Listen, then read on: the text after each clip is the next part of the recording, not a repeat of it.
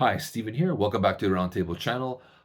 Today I'll be talking about the latest box set from Whitesnake. This one is called Still Good to Be Bad, the 15th anniversary of the album Good to Be Bad. For those who do not know too much about Whitesnake, Whitesnake is a kind of a hard rock blues band that started off around in 1978 with founding member David Coverdale. There has been a bunch of members coming in and out of this band, all of them high caliber players. You had Bernie Marsden, Doug Ulrich, Adrian Vandenberg, Reb Beach, Rudy Sarzo, Vivian Campbell, Adrian Vandenberg, John Sykes, just to name a few. He's had some of the best players on his album. John Lord was on there as well. A lot of guys from Deep Purple kind of stepped in every once in a while. He's been around longer than dirt, and I love Whitesnake. But they kind of hit their peak in 1987 with the MTV era, excuse me, and videos like "Here I Go Again," "Is This Love," "Crying in the Rain," "Still the Night," that had Tawny Katane dancing on the car. If you guys are old enough, you know that's an iconic video. And if you're not, go watch it on YouTube. Watch "Here I Go Again," "Is This Love." You have to see it to believe it. But that was the time, and I think every kid watched those videos in awe. And that album sold at least, I think, about 10 million units. It was a juggernaut of an album. The follow-up, Slip of the Tongue, which kind of had Steve Vai on guitar, didn't do as well. He kind of stepped out of the music business for a while. Did a couple of soul albums. One was called Into the Light. The other was Restless Heart, which the label kind of said, we need to put the Whitesnake banner with your name in order to get some notoriety. But the album was never released in Canada or the US till 2 years ago, where they kind of did the same thing where they remastered and remixed it. I reviewed it here, so please check it out. I think you'll like it. Back to this. This is their 10th studio album. David Coverdale had been touring a few years with Doug Ulrich and Rob Beach. They made a couple of tracks for a live album called Live in the Shadow of the Blues. The songs were Ready to Rock, Dog, If You Want Me, and I believe is All I Want Is You. Those were the four tracks. So people thought, wow, they're a great touring unit, and they made some good songs. Kind of gave David Coverdale the confidence to make a studio album, a full-fledged studio album. A lot of fans like me were kind of worried. It's been a decade. Can he do it? And yeah, he did. So 2008, Good to Be Bad came out. I enjoyed it quite a bit. A lot of great songs on here. Best Years, which is still played live. Uh, Can You Hear the Wind Blow? Call on Me. Good to Be Bad, the title track, Till the End of Time are all fantastic tracks on here. Easily sounds like Whitesnake, but can be played and it sounds contemporary at the time.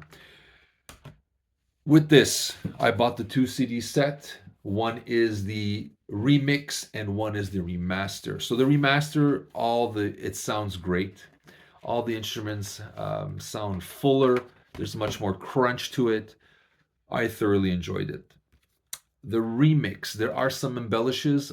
Those who have been following David Coverdale know he has been doing these remix albums, most notably the Red, White, and Blue, which are kind of greatest hits. The red being the Love album, the blue being the Best of the Blues, and the White album being the biggest rock songs of his career. They were remixed to sound a little bit more contemporary. There's some embellishment to them. They don't really say if they've done any embellishments to this album, but I believe I've heard a few. The drums on Good to Be Bad, there's a little more prominent. Can You Hear the Wind Blow? I believe there's a synthesizer or keyboard outro in it. There's a few things. It's not enough that you take notice. It's hard to describe. I heard something, but it's not a drastic change, but it's a great change. So it's kind of you have Good to Be Bad, and then you have the sister album, Still Good to Be Bad, which there's enough change on it to make it sound fresh and new, but you recognize the songs because you've heard it on the original album. So it's a great idea in my opinion. I love the fact. And so I have two albums to enjoy. Here's the booklet. You got a couple of pictures here. There's nice pictures. I like this one with the band, who were kind of his touring band at the time. I think it's a good product. I think it sounds great. There is a deluxe edition with 4 CDs and a Blu-ray, and I think you can get the remix album on itself. I decided to buy both because I couldn't decide really if I just wanted the remix. I wanted to see if they can improve the remastering of the original album, and I believe they have. It sounds great. Like I said, a lot more crunch to it. So if you like hard rock, 80s style kind of hard rock, you like a little bit of blues tinge in your music, and you love heartfelt ballads, I don't think you can go wrong with Whitesnake. And especially this album, I thought was a return to form and easily a top five or top five album for sure in their catalog for me. I think it was a good return to form for them. Hopefully, the follow up, Forevermore, which I thought was even stronger than this album, gets a deluxe edition as well. I'm really would look forward to the remix of that. Remastering, I don't know if they could really do any better, but he's proven me wrong so far with this. But that's my take. I really like this. I think it's worth the money. If you're not sure whether to get the remaster or the remix, get this 2 CD set if you don't have the cash to buy the one. I think the box set with the Blu-ray is about over $100. This is 32. Go with your budget. But if you're a Whitesnake fan and kind of lost track after Slip of the Tongue in the late 80s, I think this deserves a listen.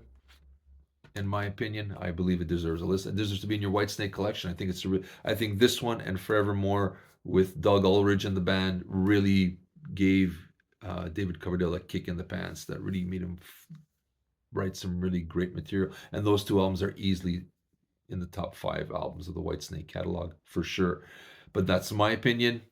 Let me know what you think of this album. Are you gonna get it? Which version are you gonna get? I'd love to hear from you. Have you heard? Is the remix embellished?